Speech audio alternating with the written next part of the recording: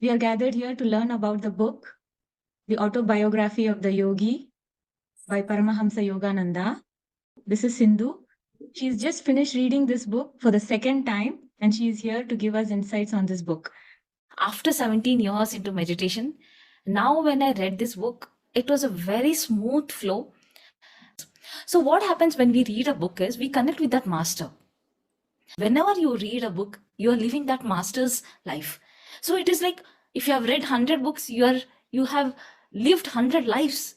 You have learned from 100 masters. We only know people who are famous, who are popular. But what about those sages, those rishis, sages who are unknown to the world? But their contribution is enormous, I can say. After reading this book, I don't know, somehow I'm so matured, I can say. No matter what happens, whatever challenge happen, I feel these people have gone through n number of things, and in front of them I'm nothing, and whatever I am going through is nothing. So they are the inspiration of how to live. Every moment I think, okay, what they used to do, what they have done, what is their energy level, and then I calm down. I go through, it's okay, and observe my breath and come back. Beyond this book, in every step, his guru, his master is the Yukteswar Giri. And Yukteswar Giri's guru, Lahari Mahasaya, and his guru, Mahavatar Babaji. This is their lineage. Babaji had told Yukteswar Giri that I will send you a boy who will go to the West and teach meditation there. And that was Paramahamsa Yogananda. So he goes to Yukteswar Giri and learns everything. So when Yukteswar Giri is teaching about all the scriptures, about the Christian Bible, there are students, and Paramahamsa Yogananda is just a very young boy, and he is listening to Yukteswar Giri. Immediately, Yukteswar Giri says, "You are not here."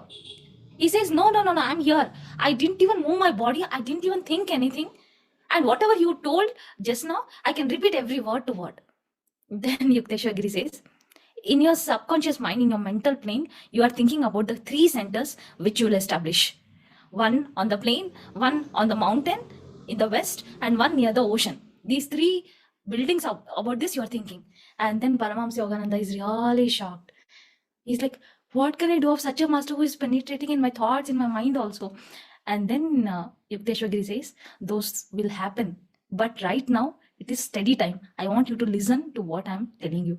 And then the class continues. He listens to the class. But after so many years, he establishes a center in Ranchi, near the plain, and one more in the west in the US, on the mountain hilltop, and one exactly near opposite Pacific Ocean. He has established so many schools. He has established so many spiritual centers, not just in India, but abroad in the West. And so there are so many students of Paramahamsa Yogananda ji. And even till date, those centers are continuing. Paramahamsa Yogananda ji has written his experiences with Gandhi ji, totally awestruck. A freedom fighter, nationalist, he is a true saint.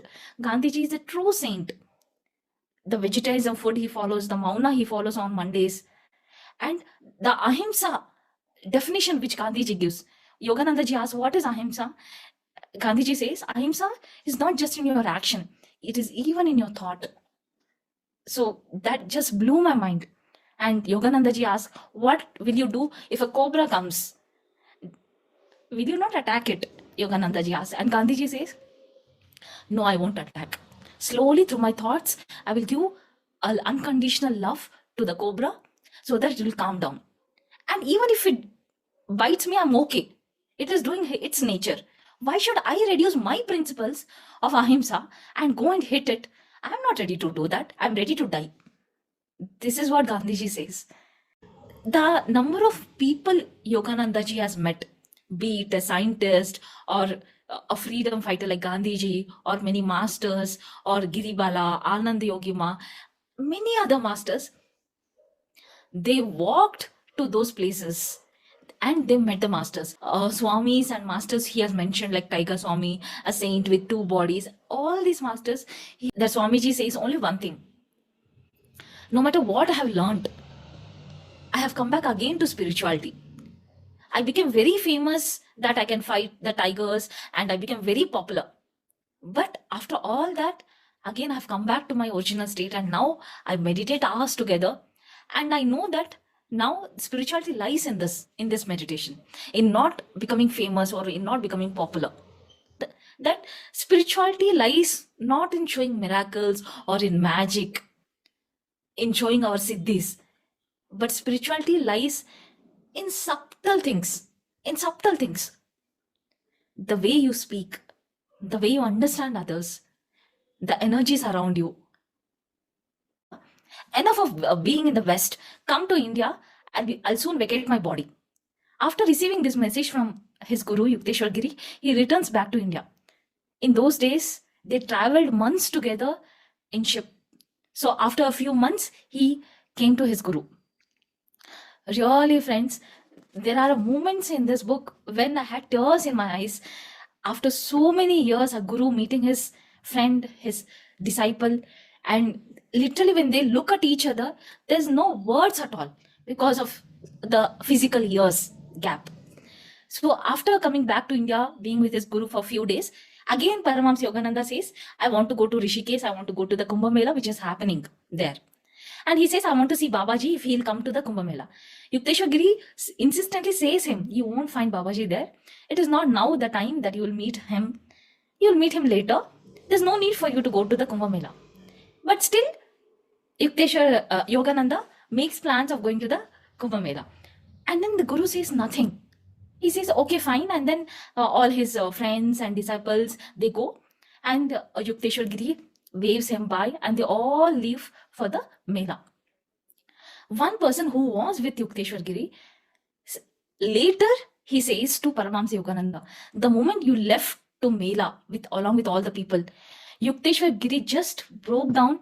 He just sat on the floor and he says, my Yogananda has gone, my Yogananda has gone. I don't know how I could make him stay, he has gone. That is one breakdown point of Yukteswar Giri. When he goes to the Mela, Paramahamsa Yogananda, his guru Yukteswar Giri vacates the body. So you see, friends, even if it is in the finest and peak moment also, a guru is like a friend. You want to go, go. They guide, they don't interfere, they don't pressure. And their guidance is always there. When Yogananda again returns back and he's in full tears and he's crying, I missed your last day. I should have been with you. I don't know why I went. Still, Yukteswar Giri again, he comes back in his original form, in his body and flesh. And he says, you see, I've come back to you. Touch me. And then Yogananda ji goes and hugs him, not just touches. And he's not even ready to leave. So he's holding him so tightly. Yukteswar Giri says, just loosen a bit, it's so tight. So there is not a single moment where, even though Yogananda ji goes to the West, becomes such a great master, there's not an ounce of ego or a thing like I have become famous or popular. He's always grateful to his teacher. When the guru is with us physically, it's always blissful. We are under our mother's lap always. We are under that tree. We are under that umbrella. When the guru vacates the body, you have to get that connection with the master, with the guru, for that eternal guidance, for that eternal friendship. That's important. Mahathir Babaji was in a Kumbh Mela, and you know what he was doing? Just a normal person who has come to the Kumbh Mela. He was serving him food, washing the utensils, and washing the feet of the people who have come there. Babaji's disciples saw him and he was shocked. Babaji, what are you doing? You're washing the feet of the people who are not even just meditators. They have just come to the Mela, that's all. You see, he has not seen any difference between the people who are meditating or who are masters or who are normal people. The greatest Guru, Babaji himself, is doing that. Washing the feet, serving food, and then afterwards cleaning the utensils. Then who are we, friends? Who are we? Lahari Master was with Babaji and they both meditated in the same cave. There comes a point where Lahari Master had to vacate the body and again take birth. So he vacates the body. But you see here, throughout Babaji was with Aryamasya. When he vacated the body, when he went to the higher realms, he was there, he was looking after. And then again, when the Aryamasya took rebirth as a just a baby in the womb of a mother, and then a baby, then child, then adolescence, then youth. So everywhere throughout his life, Babaji was with him, just waiting like an eternal mother, just waiting for that right time. And then one time comes when his posting, Lahari Masya's job posting, happens near the Himalayas, and there the one day comes when he has to meet Babaji. That is when he meets Babaji. For him, it is the first day when he meets his guru. But Babaji has waited for eons before the birth and after the life, after death, again the birth, and then waited till he becomes adult and his job gets posted there. And then he initiates him into the meditation. We think we have a lot of patience, but really we should learn from our teachers, our gurus, the patience they have. One point comes when Babaji decides he has to vacate his body. And then there's an immediate meeting which happens. And in that meeting, 4 people were there. So Babaji's sister says, brother, I could read your thoughts that you want to vacate the body. And then Babaji says, yes. What is the difference in this physical body or without the physical body? I'm always there. I'm eternal, he says. Then his sister says, that is true, master, but still, what is the difference whether you are there or whether you are here? So be here in the same physical body. And that's when Babaji decides he has to be in the same physical body eternally. And so we know even till date he's living in the Himalayas. I had actually tears in my eyes when you said Babaji had gone to that Kumbh Mela and he was, washing everyone's feet. What a great master he is. And he goes down in his ego so low that he's testing his ego. Can he do that? So he's actually doing it. So we can learn so much from him. That really blew my mind. Yeah, I have this book right now. I have bought it. So I'm going to start reading it. Thank you, Sindhu ma'am, for your time and explanation of all the details about the book. I'm just curious. You said the first time you were not able to read the book, and after 17 years of meditation, you got back. I'm just wondering if I am ready for the book yet. Sometimes it makes you wonder, like because some books feel heavy, and then even I skip it, and then when do you know you're ready for a book? Like, did you just start reading it, or like if you get what is there a guideline or anything? No, ma'am. Just start the book because sometimes, whether we understand or not, that knowledge and wisdom seeps into us. And moreover, it's more like you're connecting to those energies. So even when I read for the first time, though it was very difficult and it took a lot of time, still I had many experiences where I could see some pink light coming from my fingers, yellow light coming, and I could connect with the masters, and especially that Babaji part and all. Even that time, I had very good experiences. So though I could not understand, and though it was so difficult to complete the book itself, but still, you see, I had some experiences then. The first time when you were reading Yes. it. Yeah. Okay. Now it was like super smooth and flow and easy, and every part of the book I remember. It is like that. The whole book is in my head. Okay. And so, do you think the guru chooses the disciple or the disciple chooses the guru? Ma'am, you will definitely get guidance in meditation. Okay.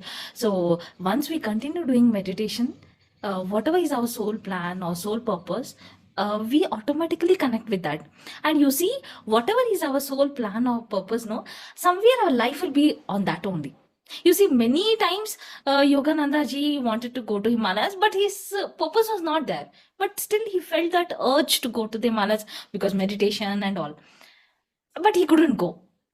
So at last, he had to take his guru's help to go there. So if our purpose is not there, it will not happen.